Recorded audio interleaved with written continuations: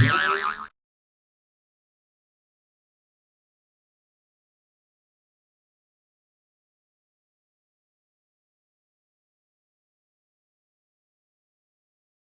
Morning guys. આજ સવારે હું 6 વાગે ઉઠીને મેં ફટાફટ કચરા પોતા કર્યા, કપડાં ધોયા ને એક બાજુ પાણી ગરમ કરવા મૂક્યું। પછી નહીને મેં ફટાફટ ટિફિન બનાવ્યું। તો આજે મેં મગની દાળ રોટલી બનાવી હતી અને નાસ્તામાં ઢોકળા બનાવીને મૂક્યા હતા। ક્રિશિવ અને પરી બંને જણ ઉઠી ગયા હતા। ક્રિશિવ ઉઠીને ફોન જોતો હતો તો પરીએ પણ જીદ કરી મને ફોન જોવો છે। તો થોડી વાર એ લોકોએ ફોન જોયો, ચા નાસ્તો કર્યો। ત્યાર પછી ક્રિશિવ હજુ થોડી ખાંસી હતી તો પરી કે લાય તને હું દવા પીવડાવી દઉં છું। દવા પીવડાવીને બંને જણે નાહી લીધું।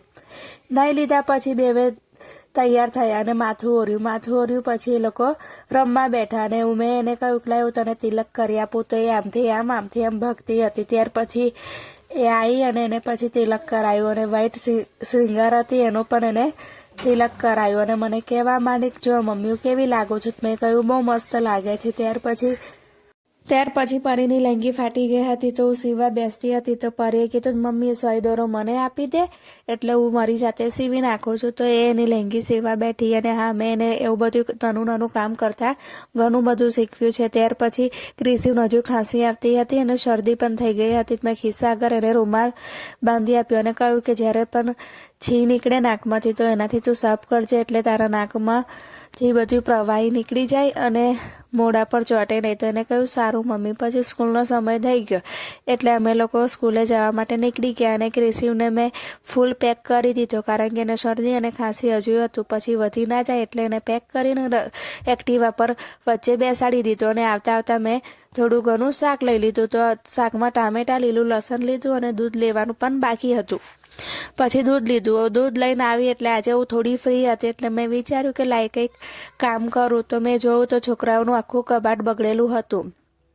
તો સૌથી પહેલાં હું પરીનું કબાટ વાળવા બેઠી કારણ કે એને લેંગીઓ, ટી શર્ટો, ચડ્ડા બધું જ ભેગું કરી દીધું હતું। પછી બધું અલગ પાડ્યું। એમાં લાંબી બાઈની ટી શર્ટ, ટૂંકી બાઈની ટી શર્ટ બધી અલગ કરી, ચડ્ડા અને લેંગીઓ બધું અલગ કરીને વ્યવસ્થિત ગોઠવ્યું। ત્યાર પછી મેં ક્રિશિવનું કબાટ હાથમાં લીધું તો ક્રિશિવનું વચ્ચેનું ખાનું હતું તે વચ્ચેના ખાનામાં પણ આવું જ હતું। ત્યાર પછી મેં એના કબાટ જે પણ કપડાં આવી રહેતા ન હતા એ બધા મેં કાઢી નાખ્યા અને અહીંયા નાની છોકરી એવી રમતી હોય એને હું આપી દઉં છું। તો એ લોકો એવી રીતે એકબીજાનું પહેરાવે છે અને મોજામાં પણ એવું હતું। એક મોજો નવા કબાટમાં હતો ને બીજો મોજો જૂના કબાટમાં હતો। તો એ બધું અસ્તવ્યસ્ત ઉથલ પાથલ કરી દીધું હતું। તો એ બધું મેં કમ્પ્લીટ કર્યું અને રૂમાલોનો ઢગલો હતો એ મળતો જ ન હતો। ફરી મેં ઘરમાંથી બધેથી નાના હાથ રૂમાલ શોધીને ફરી એક બોક્સમાં ભર્યા અને મોજામાં પણ એવું થયું ને રૂમાલમાં પણ એવું થયું। ત્યાર પછી મેં ફટાફટ ક્રિશિવને લેવા જવાનો સમય થઈ ગયો અને આજે પેટ્રોલ પણ પુરાવાનું હતું। પછી મેં વિચાર્યું કે આજે હું થોડી વહેલી નીકળું। તો એને 3:30નો ટાઈમ હતો એટલે પછી હું અહીંયા ઘરેથી 3 વાગે નીકળી અને રસ્તામાં આજે બપોરે થોડો ટ્રાફિક હતો એટલે સૌથી પહેલાં મારા રથને ભૂખ લાગી હતી એટલે એને પેટ્રોલ પુરાવા ગઈ પણ ત્યાં પણ થોડી લાઈન હતી એટલે લાઈનમાં ઊભી રહી। પછી નંબર આવ્યો એટલે પછી મેં મારું કાર્ડ ઘસાઈને મેં પેટ્રોલ પુરાવીને પછી હું ત્યાંથી નીકળી ગઈ ક્રિશિવની સ્કૂલ તરફ લેવા માટે। તો ક્રિશિવની સ્કૂલમાં પણ આજે હું વહેલી નીકળી હતી એટલે 10-15 મિનિટ મારે એમને ત્યાં બેસી રહેવું પડ્યું।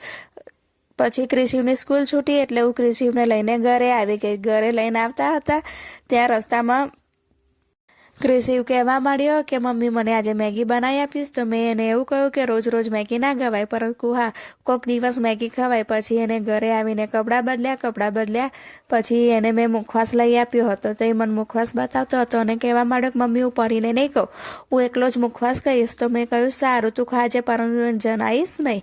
તો કે હા। ત્યાર પછી અમે ઘરે આવીને મેં ચા બનાવી અને ઢોકળા સવાર બનાવ્યા હતા એને મેં ખાવા આપી દીધા અને પછી બિસ્કિટ ખાધા અને સાંજે હું પરીને લઈને આવી તો પરીએ ચા નાસ્તો કર્યો નહીં અને નીચે ઉતરી ગઈ। અને આજે મેં રોટલી વધી હતી તો મેં એનું ચૂરમું બનાવ્યું અને મિક્સરમાં ગોળ અને રોટલી પીસી નાખી અને એના નાના લાડવા બનાવીને તૈયાર કર્યા અને એ પછી પરી અને ક્રિશિમ કહ્યું તમે તમારી આંખો બંધ કરો, મેં કાંઈક બનાવ્યો છે અને મોઢું ખોલજો. તો એ કે એવું તો શું બનાવ્યું છે કે અમને સરપ્રાઈઝ આપે છે. પછી એ લોકોને એ નાના નાના લાડવા બનાવીને બેવને ચખાડ્યા. તો એ લોકોને ખૂબ ભાઈ અને કીધું મમ્મી જ્યારે પણ રોટલી વધે એટલે તું આવી રીતે લાડવા બનાવજે. અને આજે મારે ગોટા બનાવવાના હતા, મેં મેથી લાવી હતી, મેથી ધોઈને સાફ કરીને ખીરું બનાવીને પલાળી રાખ્યું. આજે મારાથી ભૂલ થઈ ગઈ કે વધેલી રોટલીમાં દરેલી ખાંડની જગ્યાએ સિંધવ મીઠાનો ડબ્બો આવી ગયો ને ભૂલથી એ નખાઈ ગયો. ને મને લાગ્યો કે આ ઘડી કેમ નહીં લાગતી, કેમ ખારું ખારું બનતું જાય છે. પછી મારી એકદમ નજર પડી કે અરે આ તો સિંધવ મીઠાનો ડબ્બો આવી ગયો છે. પછી મારે બધી બનાવેલી રોટલી ફેંકી દેવી પડી.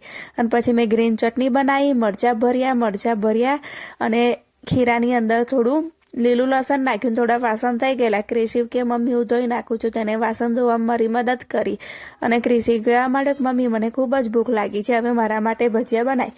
તો હું એના માટે ભજીયા બનાવવા બેઠી. તો ભજીયા બનતા હતા ત્યાં સુધી મેં દહીં હતું તો એને દહીં વાડકીમાં કાઢી આપ્યું ને એમાં થોડો મરિયાનો પાવડર નાખી આપ્યો કે એને નડે નહીં.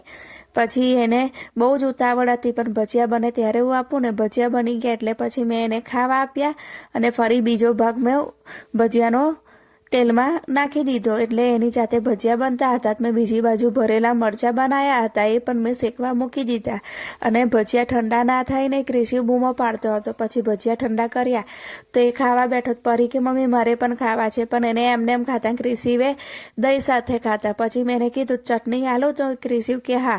પછી મેં એને ચટણી આપી તો એને દહીં છોડીને સીધું ચટણી જ ખાવા માંડીને એને અડધી વાડકી ચટણી ખાઈ ગયો. પછી મેં કીધું આટલી બધી ચટણી ના ખવાય, પછી પેટમાં લાવી બળે. તો એ માની ગયો અને પછી અમે લોકોએ ખાઈ લીધા. અને થોડી વાર થઈ એટલે સુવાનો ટાઈમ થયો તો ક્રિશિવ કે મમ્મી આજે અમારા સ્કૂલમાં જે વાર્તા શીખવાડી છે એ વાર્તા કહેવાનું શરૂ કરી. અને હું અને પરી બંને બાળકની જેમ નીચે બેસી ગયા અને અમે એની વાર્તા સાંભળતા હતા અને અમને પણ ખૂબ મજા પડી અને એને પણ વાર્તા કહેવાની ખૂબ જ મજા પડી. અને અમારો આજનો દિવસ આમ જ પૂરો થયો.